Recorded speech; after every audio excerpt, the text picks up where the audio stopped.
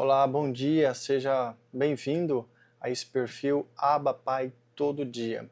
Estamos aqui fazendo um estudo sobre a oração do Pai Nosso, trazendo aqui uma série sobre a oração do Pai Nosso, e você é nosso convidado. A última palavra foi sobre o versículo 11, que eu estava falando sobre os pães, né, dá-nos o nosso pão de cada dia, e hoje nós entramos em Mateus capítulo 6, no versículo 12. O texto diz assim: Perdoa as nossas ofensas, como também temos perdoado aqueles que nos ofendem. Temos visto a complexidade e a riqueza de ensinamentos contido na oração do Pai Nosso. Claro que a palavra de Deus em si, ela nos traz riquezas, ela nos traz ensinamentos para que nós venhamos a viver uma vida melhor nesse lugar, sabe? E Jesus, por meio da oração do Pai Nosso, ele nos traz aqui tantos ensinamentos, entre eles, esse ensinamento. Eu arrisco dizer para você com toda a propriedade que creio no Evangelho e creio que o centro do Evangelho, o principal do Evangelho, a lição mais importante que nós temos que aprender sobre Jesus, sobre o reino de Deus, sobre o Evangelho, está descrito nesses últimos versículos aqui, ó. Mas hoje nós vamos falar do 11. O reino de Deus baseia-se no perdão. A gente pede para o Senhor, Senhor, perdoa as nossas ofensas. E isso nos ensina que nós praticamos ofensas contra Deus. Eu converso com algumas pessoas no decorrer desses anos de caminhada, e às vezes a gente tenta evangelizar, a gente tenta falar de Jesus para essas pessoas. E você sabe o que muitas delas me dizem? Elas dizem assim, eu sou tranquilo, eu não mato, eu não roubo, eu pago minhas contas em dias, pago meus impostos, sou trabalhador, eu não bebo, eu não fumo, eu não uso drogas, eu não traio minha esposa. E essas pessoas se acham capazes de serem justificadas por essa maneira de viver que aos olhos da sociedade, que aos olhos humanos, é uma vida sem pecado. E com palavras baixinhas aqui, ó, suave, manso, eu tô aqui para dizer para você que a sua salvação, a sua justificação não existe pelo fato de você não praticar todas essas coisas aqui mencionadas.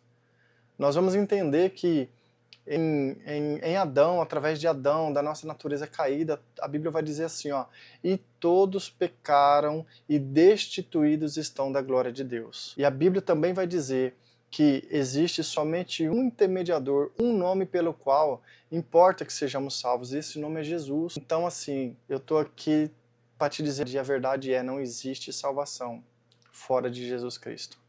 O único meio de você encontrar sua salvação é por meio de Jesus. E conscientize-se, se você não tem essa consciência ainda, de que você, como todos sobre a face da terra, todos são pecadores. A diferença é entre aqueles que reconhecem e aqueles que não reconhecem, porque vivem uma vida diante dos olhos humanos da sociedade, uma vida sem regalias, uma vida sem, como eu disse aqui, sem traição, sem droga, sem bebida, tá entendendo? Não existe. Você diante de Deus é pecador e você precisa de Jesus para diante de Deus você ser justificado. Em contrapartida nós temos aí uma leva de pessoas que têm a consciência de que são pecadores, pessoas que estão vivendo uma vida desgraçada, essa é a palavra, uma vida de derrota, uma vida sabe, tá perdendo tudo, já perdeu a família, tá perdendo a saúde, perdendo a sua profissão, seu trabalho, sua dignidade. E essa pessoa não é diferente da primeira mencionada. Diante de Deus, não. Então, na oração do Pai Nosso, nós entendemos que quando Jesus fala, perdoa as nossas ofensas, entre linhas, o que ele está dizendo? Senhor, nós somos pessoas que praticam ofensas contra o Senhor. Nós somos pecadores e precisamos de perdão. Temos que ter essa consciência, essa convicção. Se você não tem essa convicção, se você não tem essa certeza, sabe, Começa a ler a Bíblia, começa a procurar ali entender qual é a vontade de Deus. A consideração sobre o que é pecado e o que não é, sobre o que é certo e o que é errado, não é o que os homens pensam sobre você, não é o que a sociedade pensa a teu respeito, não é o que teu chefe, a tua esposa pensa sobre você, é o que Deus pensa sobre você. Às vezes a gente acha que no dia... E se é que você crê no julgamento, né? Se é que você crê no acerto de contas. Mas tá, partindo do princípio de que você crê nesse acerto de contas, você tem a ilusão de que você vai chegar diante de Deus e falar: Senhor, para lá, qual que é o meu lugarzinho aqui? Qual que vai ser meu AP? Baseando-se na sua própria justiça. Mas isso não vai acontecer, sabe? Eu sinto lhe informar que a sua salvação, a sua justificação diante de Deus não vai se dar por meio das suas obras de justiça, pelas suas obras humanas. Mais uma vez cito, por meio de uma análise do que a sociedade pensa a seu respeito. Procure saber o que Deus pensa a teu respeito, ore a Ele. Fala: Senhor, se o que o Joelson ali falou, eu vi lá no Instagram é verdade, me mostra, convença-me, me ajude a ver o quão pecador eu sou.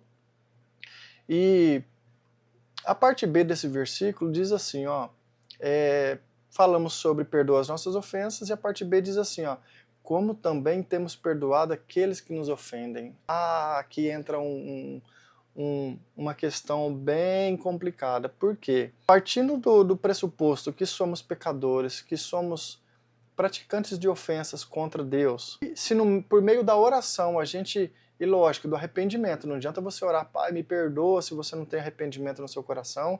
E o verdadeiro arrependimento, ele muitas das vezes se confunde com remorso. Algumas pessoas acham que remorso é a mesma coisa que arrependimento. Não é. Remorso é aquele sentimento de destruição, aquele pensamento que te joga para baixo quando você erra, aquele sentimento que te faz se sentir mal quando você peca, possivelmente a mesma coisa que sentiu Judas depois de trair o Mestre Jesus. O convite é para arrepender-se. Arrepender-se é mudar de rota. É se conscientizar de que o que você fez está errado e parar de fazer aquilo que você está fazendo. Eu já disse aqui, para mim, uma das maiores expressões de amor a Deus é a obediência, quando você obedece a Ele. E aqui chega uma situação um tanto complicada para alguns. Por quê? Porque quando a gente ora arrependido: Senhor, perdoa as minhas ofensas, como eu tenho perdoado aqueles que me ofendem. E aí, você está perdoando? Está conseguindo perdoar aqueles que estão ofendendo você, que estão pecando contra você, que estão lhe fazendo mal? Porque o princípio aqui é muito básico, é muito simples. O princípio aqui é você dizer: Senhor, me perdoa como eu tenho perdoado aqueles que me ofendem. Então, entra uma questão. Para que você possa pedir a Deus o perdão, para que você possa pedir a Deus a sua purificação por meio de Jesus, ela não se dá simplesmente através de um pedido de perdão. Ela se dá através de uma prática de perdão cotidiano. E existe aqui questões, ramificações nessa meditação, que a gente pode entrar em um outro momento. Vou passar rápido sobre uma pequena situação. Existem pessoas que confundem a questão de perdão com a questão da proximidade. Jesus não mandou em momento nenhum a gente ficar próximo de pessoas que estão nos fazendo mal. Pelo contrário, Jesus mesmo estava ali nas suas peregrinações. Jesus ia, por exemplo, para Jerusalém, chegava ali, as pessoas queriam matá-lo, queriam persegui-lo, não queriam ouvir. O que ele fazia? Ele mesmo fala: não quer ouvir e não quer receber a paz? Sacode até a poeira dos pés como testemunho e sai dali. Não é bem recebido, não dê suas pérolas aos porcos, entende? Mas a questão do perdão, ela tem que acontecer. Se você não perdoa, então nós temos que ter aí essa convicção, essa prática de perdoar para ser perdoado. Não existe, escute o que eu estou te dizendo, não existe perdão da parte de Deus na sua vida enquanto você não libera perdão para aqueles que lhe ofenderam. Tá bom? Entenda esse princípio. Entenda essa realidade. Muitas pessoas estão praticando as suas obras de justiça, estão vivendo uma vida aparentemente santa, pessoas dentro da igreja, pessoas dentro do corpo de Cristo ali, pessoas que estão há anos servindo ao Senhor Jesus ou acreditando que estão servindo a Ele, mas não conseguiram ser perdoadas, não porque Deus não quer perdoá-las, não porque Deus não tenha prazer em perdoá-las, mas porque elas não liberam perdão. Eu vou ler um texto aqui, vou adicionar esse texto para ajudar na nossa meditação de hoje. Mateus, achei o texto aqui, Mateus 18, 23, diz assim, ó, Por isso, o reino dos céus é como um rei que desejava acertar contas com seus servos. Quando começou o acerto, foi trazido à sua presença um que lhe devia 10.000 talentos. Como não tinha condições de pagar, o Senhor ordenou que ele e sua mulher e seus filhos e tudo que ele possuía fossem vendidos para pagar a dívida.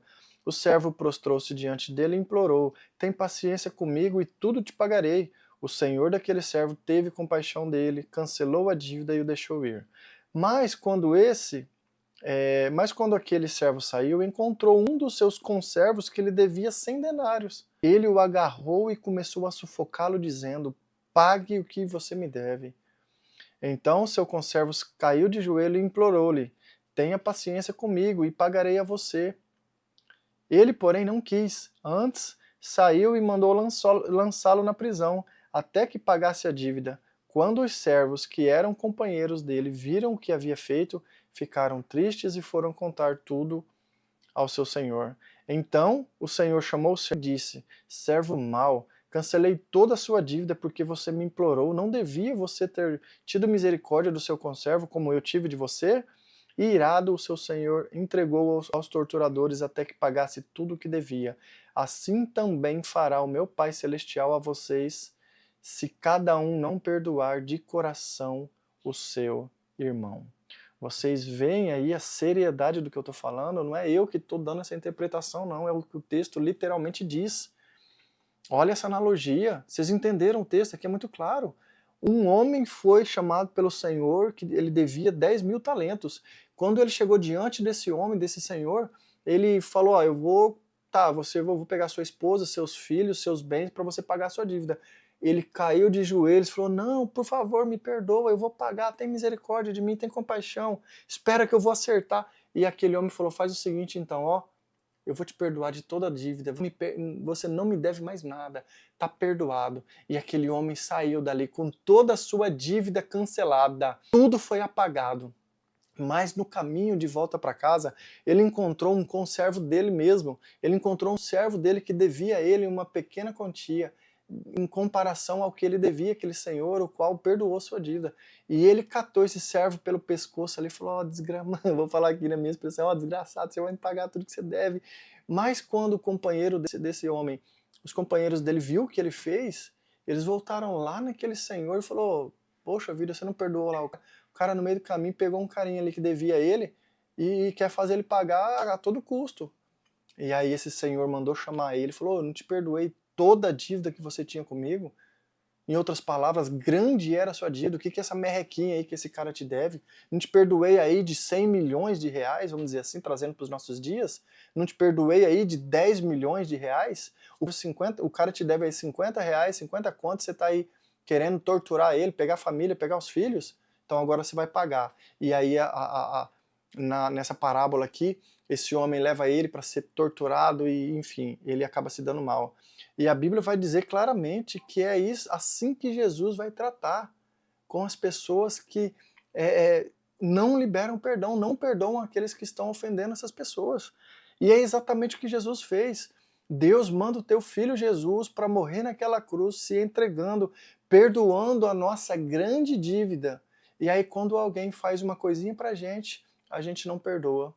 A gente vai lá e fala: não, você vai me pagar, você me deve, você é um miserável, você fez isso comigo. E fica ali, ó, fazendo uma missão de vida, fazer com que essa pessoa pague pelo que ela fez sem liberar perdão. Sem contar que quem não libera perdão é que está preso, não é quem deve, não. Porque quem não libera perdão fica preso no coração. Fora essas questões que são as mais importantes. Então, quando você estiver fazendo aí a oração do Pai Nosso, você nunca mais vai orar o Pai Nosso do mesmo jeito depois de acompanhar essa série sobre o que Jesus nos ensina por meio da oração do Pai Nosso.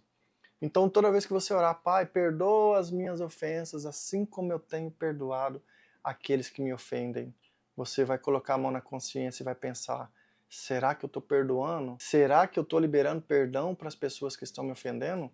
Porque eu tenho sido perdoado de tão grande dívida com Deus por meio de Jesus, e será que eu estou liberando perdão para aqueles que estão pecando contra mim.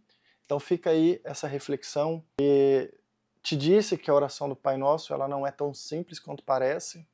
Ela não traz, ela não é um mantra, ela não é um ritual religioso que quem faz está de boa com Deus. Não, você tem que colocar em prática. Quer ficar de boa com Deus? Coloca em prática o que Jesus está nos ensinando através do Pai Nosso. Tá bom? Fica com Deus. E aí ainda tem mais, não acabamos não, tá? Fica ligado aí.